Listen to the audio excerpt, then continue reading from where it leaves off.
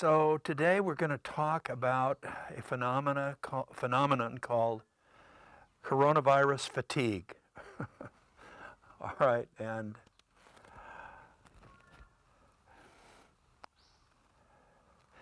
so let's talk about how we get through the next few months. If we look at the last few months, while there was some information available earlier, it was really March of this year before the danger of COVID-19 was really fully recognized and taken seriously. And there were some political leaders, of course, who diminished the threat, kind of poo-pooed it. But here at Amity, we acted very quickly and very thoroughly to protect our faculty and our students. And I'm very proud of that. What are the steps we took? Let's review that for a moment, because we substantially reduced all but critical trips and visits and work for our students. So we really kind of locked down to make sure that we safeguarded our campuses from infection. We got personal protective equipment for our faculty, for our students, and for a lot of our community partners who are really struggling trying to get it. We developed and implemented testing protocols. So, I mean, in many places, people were really struggling to get tests, and we were getting tests for our students and for our faculty due to some really great connections we have with the medical profession. We really instructed faculty in terms of off-campus safeguarding, so that they really understood that they posed a substantial risk to our campuses and to our students and other faculty members if they were not safeguarding when they were not at work. We got hand washing stations up at all of our campuses so that everybody coming on to our campuses, faculty, visitors, whatever, would immediately get their temperature taken and do hand washing before they got past the first few feet of being at Amity, wherever that campus was. We improved immune strengthening meals, to make sure that one of the best ways of coping with this virus is not only all the safeguarding, but strengthening your immune system. So we really increased our plant-based diet. We broke down the campuses into smaller units so that our students were operating in smaller groups and social distancing. We developed containment and quarantine spaces for new students coming in or for people who showed signs or symptoms or could have possibly been exposed. We made sure that faculty who felt sick stayed home and paid them. We developed written policies, and of course we produced several instructive videos for our faculty and for our students to give them accurate information, because there was so much inaccurate information kind of floating around. And we really emphasized doing activities outdoors when possible. And of course, March through October is pretty decent weather in California and Arizona, so we were able to do a lot of things outdoors. But let's look at today. Where are we today? And you're looking at a picture here which shows first there in March there was this rise in April, then it dropped down a little bit, and then in mid-July it went way up. Okay, then it came down a little bit, but not really significantly, and boom, we're really back up there again. On October 22nd, there were 75,000 new cases in the United States, a 32% increase. And deaths are also increasing as well. And this is again, map and On this map, red is not good. So you can really see it widely distributed all over the United States. So here we are. Cases are increasing around the world, even places that had it pretty well controlled are having outbreaks. Their outbreaks are not as severe as ours because we're starting at a much higher plateau.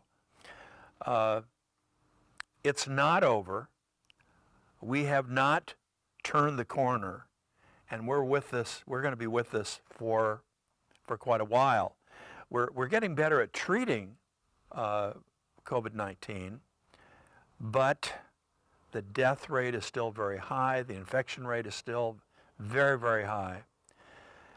And the consequences we are learning now of non-lethal, I mean, some people get this disease and they die, and it's much more significant than the flu or many other infectious diseases we've had in this country. But many people who have very mild symptoms and are infected have long-lasting effects. Lasting damage to the heart muscle, even with mild symptoms, which can result, of course, in stroke or heart attack. Lung, scar tissue in the tiny air sacs in people's lungs can result in long-term breathing issues. Your brain, even in young people, COVID-19 can cause strokes, seizures, and temporary paralysis. It can also increase the risk of Parkinson's disease and Alzheimer's, even in young people. And there's still unknown consequences still showing up that, we're seeing recently hearing loss and diabetes in people who've never had diabetes. So this is a nasty, nasty, contagious disease. And it's not going away yet. So the promise of a vaccine, which is probably really the only way we're going to get the genie back in the bottle here, and really deal with this thing permanently, is months, maybe longer, away. So we've got to assume that we have a minimum of 6 to 9 more months of living with this virus before a vaccine is available and widely distributed, a safe vaccine. Which means for us, we've got to continue to safeguard our campuses, our students, and each other. Well, that's where coronavirus or COVID-19 fatigue, that's what we got to talk about, because for the past few months, all of us have been living a different, much more restrictive life, both at work and at home. We have not, we've had holidays go by where normally we would be relaxed and having a good time with our friends or our family, which we haven't been able to do. We've been having to be extraordinarily careful at home as well as at work. And we've had to be constantly teaching and reteaching our students about how contagious this is and how they really need to protect each other. And that's hard, because our students are, they came to us, they're kind of risk takers. They often don't pay too much attention to this kind of situation. So generally when there is a crisis, a hurricane or a wildfire or something like that, one of the nice things, and we see it all the time, is people come together and they pull together and they help each other, and some people have called that the heroic impulse. But after a while, people get tired, and when the crisis continues, the heroic impulse diminishes. But we can't, what are some of the things that happen? Stress builds. You just get stressed every day going through all this stuff and thinking about all this stuff. even the worry, like, my God, did I touch something and then put my hand in my mouth, and am I going to die in 2 weeks? I mean, things that we would never ordinarily think about are a level of continual stress. Uh, the economic situation in the country. People worry, am I going to lose my job, and what's going to happen, and all this kind of stuff builds stress. Anger. People get angry as the conditions continue, and it's kind of like, hey, it's supposed to be over already. We were told it was going to be over, right? Our optimism about the outcomes begins to diminish. Like, maybe we're never going to find a solution to this thing, People begin then to become less careful and about safeguarding. And even worse, people begin to stop listening to healthcare experts, and they start developing rationalizations about why they can engage in risky behaviors.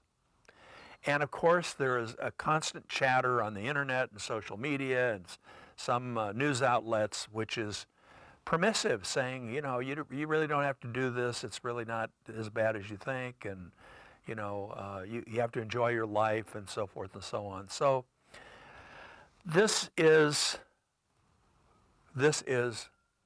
coronavirus fatigue. We just get tired of being on the set 24/7, for month after month after month. It's tough. But as we as the faculty, if we indulge in this fatigue, we risk the lives and well-being of our students and our fellow faculty members and ourselves. So we got to keep working at this. We got to keep being enthusiastic about teaching it, and we have to continue to safeguard. So what can we do about this situation, about the fatigue that sets in? Well, probably the first thing is really good faculty circles. Okay?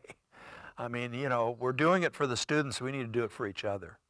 In a good faculty circle, we can talk honestly about the stress, the negative feelings that we have, the I don't give a damn thoughts, right? The difficulties with our family and with our friends and at work, and the having to constantly remind students and constantly be much more thoughtful about what we do as long as we're awake, practically. So that's a good place to start. Let's just make sure we have good faculty circles. It's something we got that a lot of organizations, companies, whatever, don't have. We should take advantage of it. We also need to keep teaching it daily to the students. It does two things. It's good for them because you're constantly teaching, which is what we're supposed to be doing anyhow. But it also, the more you teach, the more it reinforces your own behavior. Okay? Because the teacher is always is probably more convinced by his or her words than the students are, really.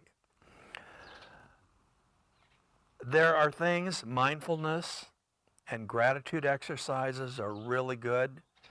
We got to think about what's going right in our lives and what's going right in the world.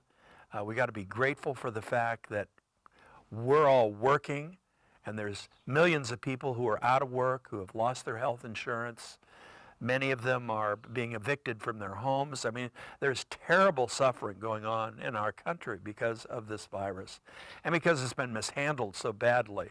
And yet here we are, working every day in a job that's really meaningful, helping other people, So that's a first on the gratitude list. And mindfulness, just slowing down the monkey chatter in our heads. Focus on your breathing, take a break, even if it's a 3-minute break when you start getting stressed out. Exercise is good, okay?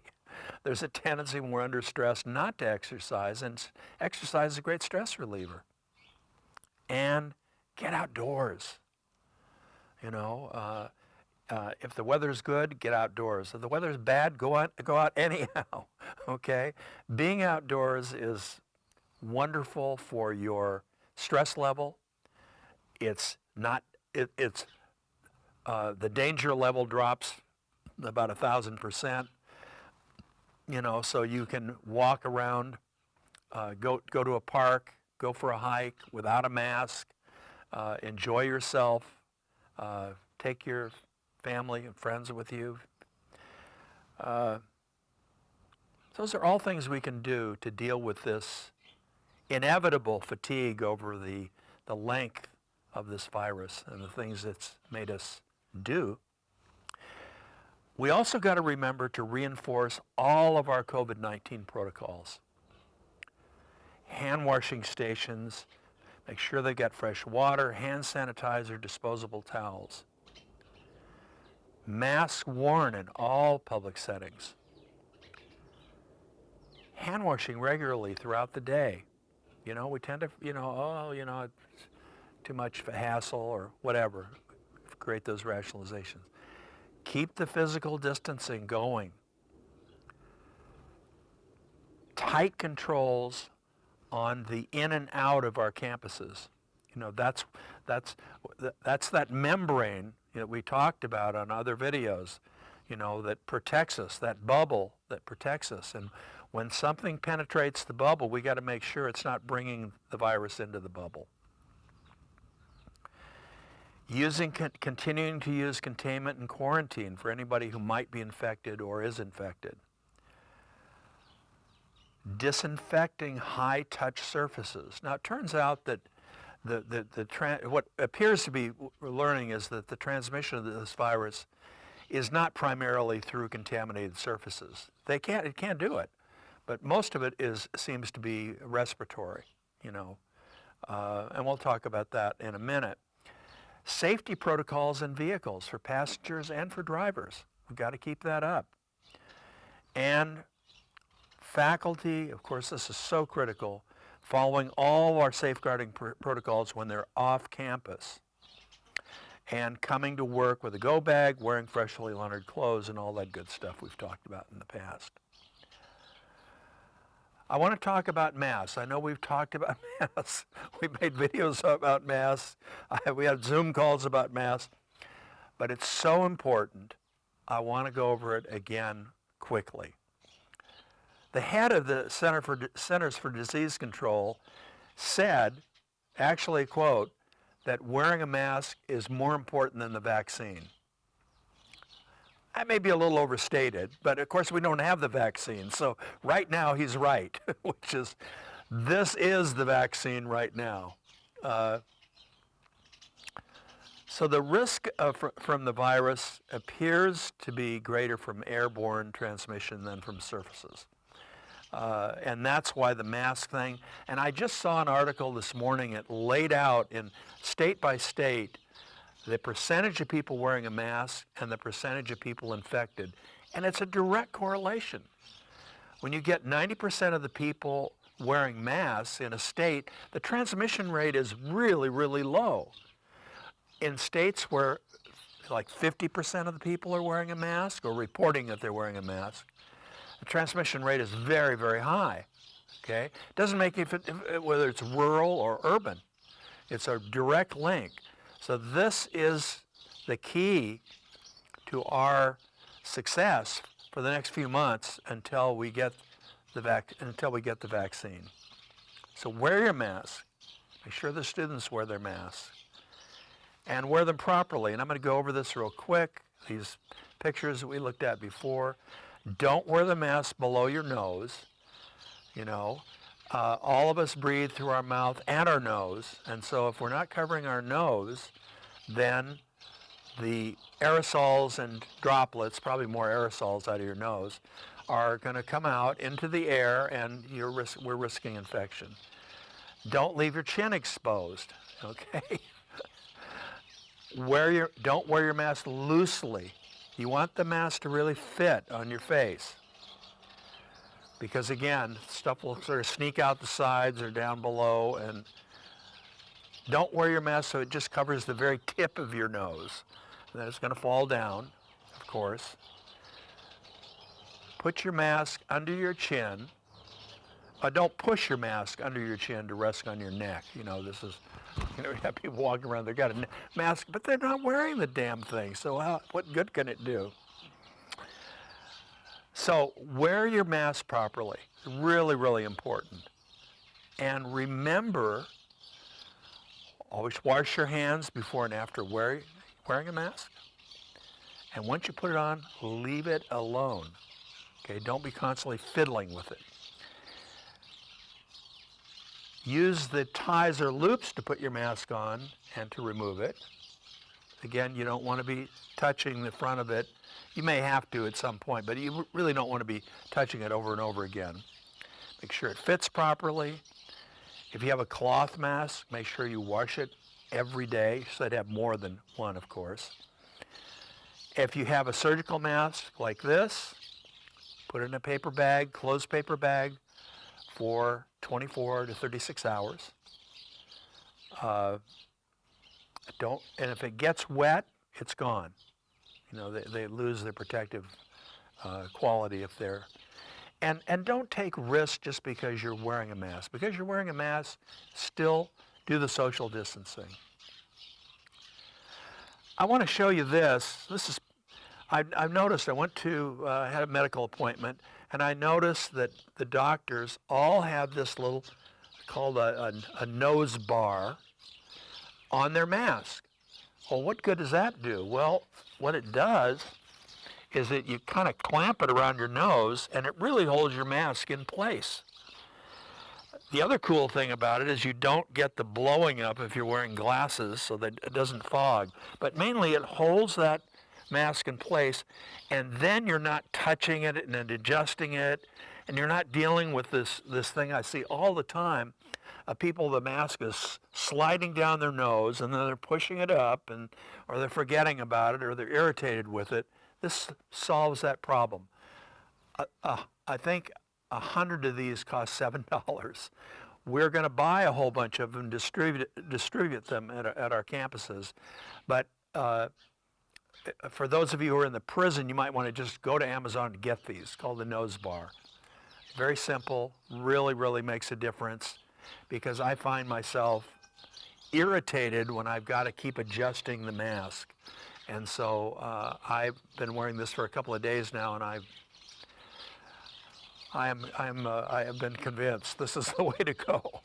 Okay, let's talk about ventilation. Because this is an airborne virus, primarily causing these infections, an unventilated room with a bunch of people in it can have the droplets and aerosols from every person in that room circulating, right?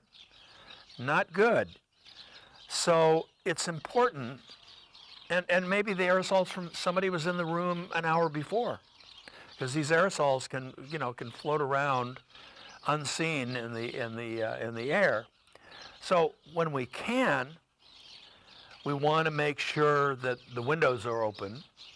Of course, on an extremely hot day or an extremely cold day, that's a problem. The other thing that's really good for in rooms where we don't have really good ventilation, and that encompasses a lot of rooms that we have, not only at Amity but around the whole country. You know, we didn't build these rooms to deal with this kind of problem. So the kinds of ventilation we have in many cases is pretty inadequate. So we do have, and I've got a picture of it here, of a HEPA filter. That HEPA filter will remove about 99% of bacteria and viruses in the air. Okay, really, really good idea to have these in our rooms, and we're buying them. And it's really a good idea to have them at home for those of you who have ventilation issues at home. We use them in our house, and boy, they're terrific. And when you pull a filter out and look at it, you say, "My God, that was that was what I was breathing. There's all kinds of stuff. You don't, of course, see the virus, but there's lots of other things it picks up. We have company. Yeah, we have lots of birds. So our job, we've done a really good job so far at Amity. Okay, we've only had one situation where there was an outbreak. Got sloppy and boom.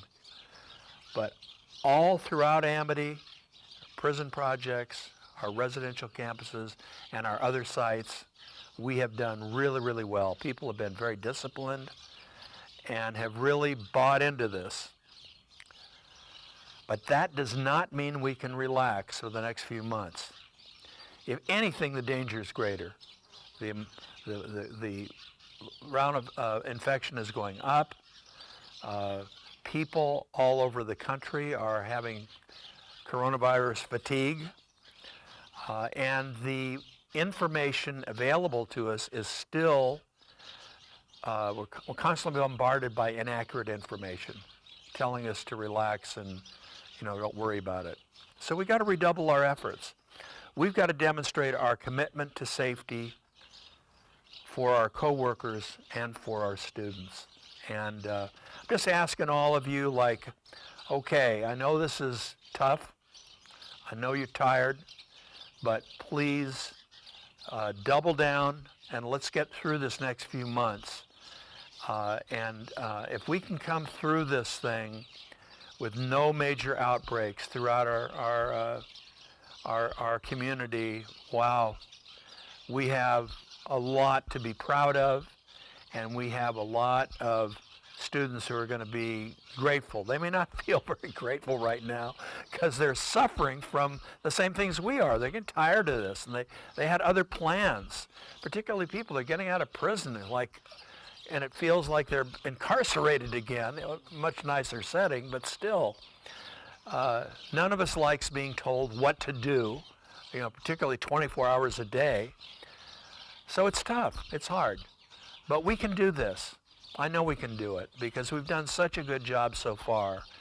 But this is a warning, that we've got a few more months to go.